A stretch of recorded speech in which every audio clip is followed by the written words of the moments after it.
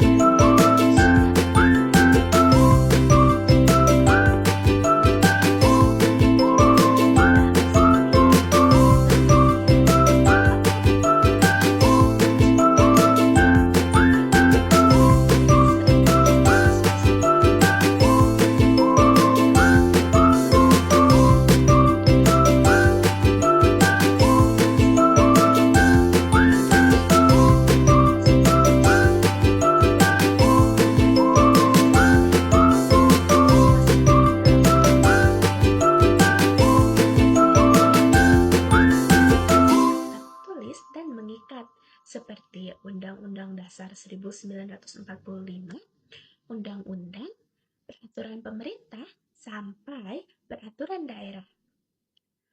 Berbeda dengan hukum adat dan hukum moral, hukum positif memiliki sanksi yang tegas dan ditegakkan oleh aparat negara.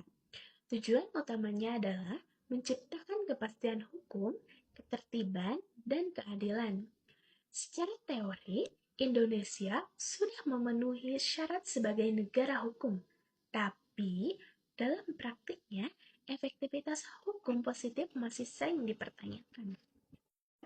Untuk memahami mengapa hukum bisa berjalan efektif atau justru sebaliknya, kita bisa merujuk pada teori yang dikemukakan oleh Surjono Sukanto.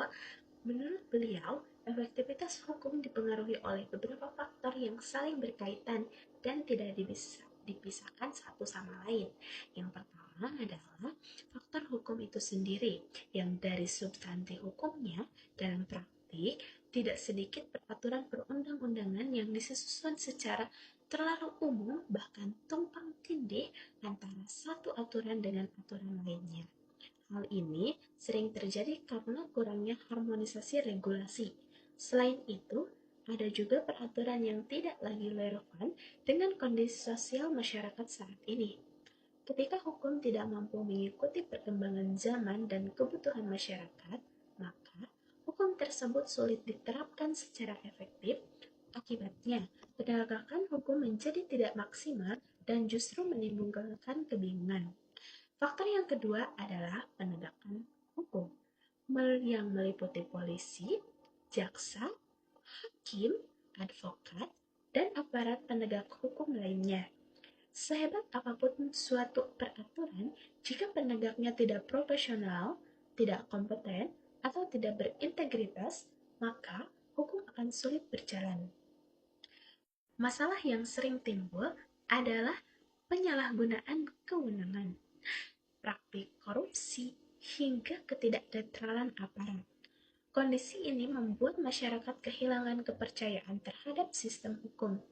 Ketika kepercayaan publik menurun, maka kepatuhan terhadap hukum juga ikut menurun. Dan yang ketiga adalah faktor sarana dan prasarana. Penegakan hukum tidak bisa berjalan tanpa adanya dukungan sarana dan prasarana yang memadai, mulai dari anggaran, fasilitas, teknologi, hingga sistem administrasi yang baik. Tanpa dukungan ini, hukum hanya akan menjadi teks normatif tanpa daya paksa yang nyata. Sebagai contoh, lemahnya sistem administrasi pertanahan seringkali menjadi penyebab utama munculnya sengketa tanah. Ini menunjukkan bahwa efektivitas hukum sangat bergantung pada kesiapan instruktur pendukungnya. Selanjutnya adalah faktor masyarakat itu sendiri. Rendahnya kesadaran hukum masih menjadi masalah serius di Indonesia. Banyak pelanggaran hukum bukan terjadi karena tidak adanya aturan, melainkan karena masyarakat tidak memahami atau bahkan mengabaikan hukum. Ketika hukum dianggap sebagai sesuatu yang jauh dari kehidupan sehari-hari, maka kepatuhan hukum hanya bersifat formal dan terpaksa. Padahal, hukum akan jauh lebih efektif jika dipatuhi secara sukarela oleh masyarakat. Selanjutnya ada faktor budaya hukum, yaitu nilai sikap dan pola pikir masyarakat terhadap hukum. Budaya permisif terhadap pelanggaran kebiasaan menjadi jalan pintas, dan anggapan bahwa hukum bisa diatur sangat mempengaruhi efektivitas hukum. Selama budaya hukum belum berubah, maka sebaik apapun peraturan dan aparatnya, efektivitas hukum akan tetap menghadapi tantangan. Nah, agar pembahasan ini tidak terlalu teoritis, mari kita lihat beberapa contoh kasus nyata yang sering terjadi dalam praktik penegakan hukum di Indonesia. Salah satunya adalah ketimpangan penegak hukum, dan yang kasus pertama adalah pencurian kecil vs korupsi. Sensitif ya. Salah satu contoh yang sering disorot adalah ketimpangan penegak hukum antara masyarakat kecil dan pelaku kejahatan kerah putih. Tidak jarang, kita melihat kasus pencurian kecil seperti mencuri buah, kayu, atau barang bernilai rendah diproses hukum dengan cepat dan dijatuhi pidana. Sementara itu, kasus korupsi yang merugikan negara hingga miliaran rupiah justru seringkali berjalan lambat, berlarut-larut, dan berakhir dengan hukuman yang relatif ringan. Dari sisi hukum positif, aturan pidana sebenarnya sudah jelas. Namun, dalam praktiknya, muncul kesan bahwa hukum lebih tajam ke bawah dan tumpul ke atas. Kondisi ini sangat mempengaruhi efektivitas hukum karena menurunkan kepercayaan masyarakat terhadap keadilan hukum. Untuk kasus keduanya, saya mengambil contoh dari pelanggaran lalu lintas. Pasti sering terdengar ataupun sering melihatnya. Contoh lain yang sangat dekat dengan kehidupan sehari-hari yaitu pelanggaran lalu lintas. Undang-undang lalu lintas telah mengatur kewajiban penggunaan helm, sabuk pengaman, kepatuhan rambut, dan SIM. Namun, pada kenyataannya, pelanggaran masih sering terjadi. Salah satu penyebab utamanya adalah penegakan hukum yang tidak konsisten, praktik damai di tempat, membuat masyarakat tidak merasa jerah dan menganggap hukum sebagai formalitas semata. Dan yang kasus ketiga, saya mengambil contoh sengketa pertanahan dan sertifikat ganda. Dalam bidang agraria, kasus sertifikat tanah ganda menjadi contoh nyata lemahnya efektivitas hukum positif. Padahal, tujuan pendaftaran tanah adalah memberikan kepastian hukum. Namun, karena lemahnya administrasi dan pengawasan, justru muncul konflik berkepanjangan. Masyarakat harus bertahun-tahun berperkara di pengadilan hanya untuk mempertahankan haknya sendiri. Ini menunjukkan bahwa keberadaan hukum saja belum cukup tanpa pelaksanaan yang profesional. Dari pembahasan panjang yang telah kita bahas di atas, muncullah satu pertanyaan. Apakah hukum positif di Indonesia gagal? Pertanyaan mengenai apakah hukum positif di Indonesia itu gagal sebenarnya tidak bisa dijawab secara hitam putih. Mengatakan bahwa hukum positif sepenuhnya gagal tentu tidak adil, karena pada kenyataannya hukum tetap berfungsi dalam aspek kehidupan masyarakat. Berbagai aktivitas sosial, ekonomi, dan politik masih berjalan dalam kerangka hukum yang ada. Namun, di sisi lain, kita juga tidak dapat menutup mata bahwa hukum positif di Indonesia belum sepenuhnya efektif. Kegagalan belum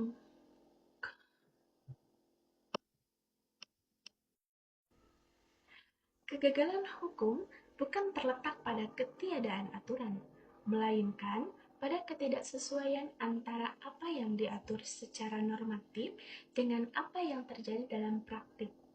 Disinilah muncul kesenjangan antara solen, apa yang seharusnya, dan dasin, apa yang sebenarnya terjadi.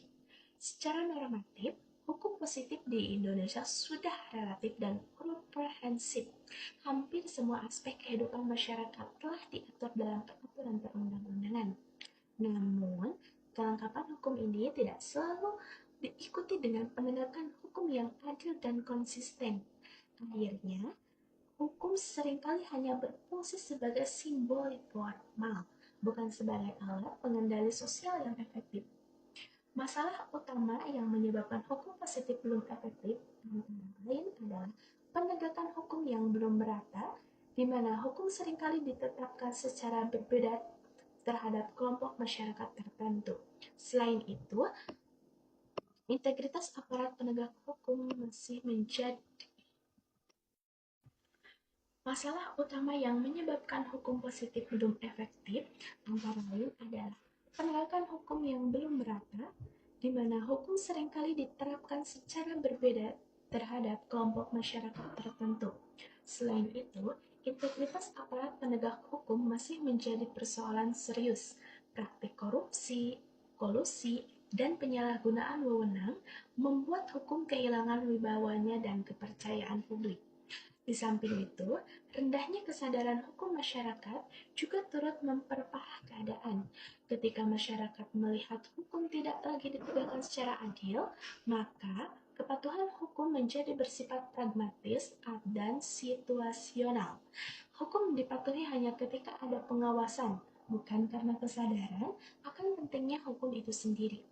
Dengan demikian, hukum positif di Indonesia tidak bisa dikatakan secara gagal total, tetapi belum berhasil mencapai tujuan idealnya, yaitu menciptakan ketertiban, kepastian, dan keadilan secara bersamaan. Selanjutnya, untuk meningkatkan efektivitas hukum positif di Indonesia, diperlukan upaya yang menyeluruh dan berkelanjutan.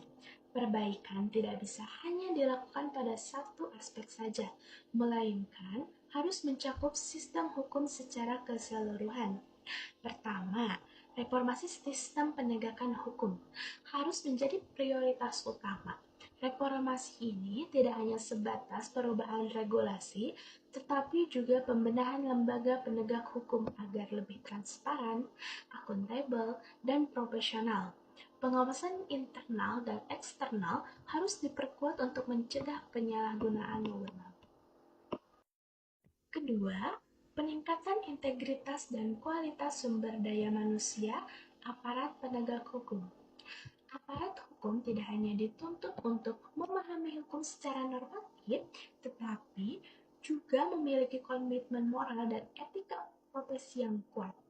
Tanpa integritas, hukum mudah diperdagangkan dan keadilan menjadi barang mewah.